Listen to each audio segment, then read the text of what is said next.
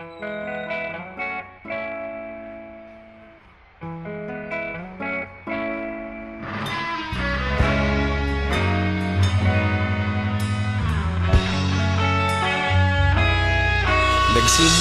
ang lahat sa eskwela, nagsama-samang 12 sa kalokohan at sa tuksuhan, hindi maawat sa isa't isa. Madalas ang standby sa cafeteria, isang barkada na kay saya. Laging may hawak-hawak na gitara, konting udyok lamang kakanta na. Kay simple lamang ng buhay nun, walang mabibigat na suliranin. Problema lamang laging kulang ang datong.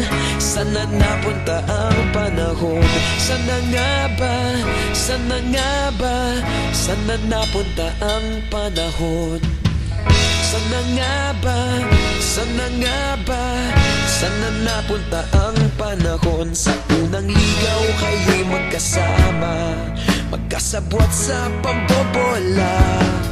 Walang sikreto kayong tinatago, okay sarap ng samahang barkada. Nagkawatakan na sa kolehiyo, kanya-kanya na ang nilakaran. Kahit minsan na lang kung magkita, pagkakaibigay hindi nawala. At kung saan na napadpad ang ilan, sa dating eskwela meron din naiwan. Meron pa ngang mga ilang nawala na lang, nakakamiss ang dating samahan.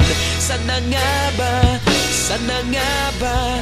Sana nga bang barkada ngayon? Sana nga ba? Sana nga ba? Sana nga bang barkada ngayon?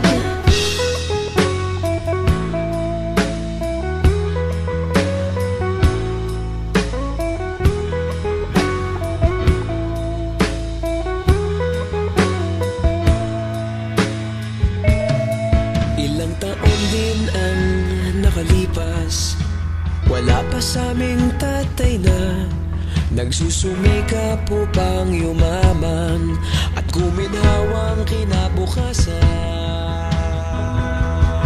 Paminsan-minsan kami nagkikita, mga naiwan at natira. At gaya nung araw namin sa eskwela, pag magkasama'y nagwawala. Napakahirap malimutan ang saya ng aming samahan. Kahit lumipas ng ilang taon, magkabarkada pa rin ngayon. Magkaibigan, magkaibigan, magkaibigan pa rin ngayon. Magkaibigan, magkaibigan, magkabarkada pa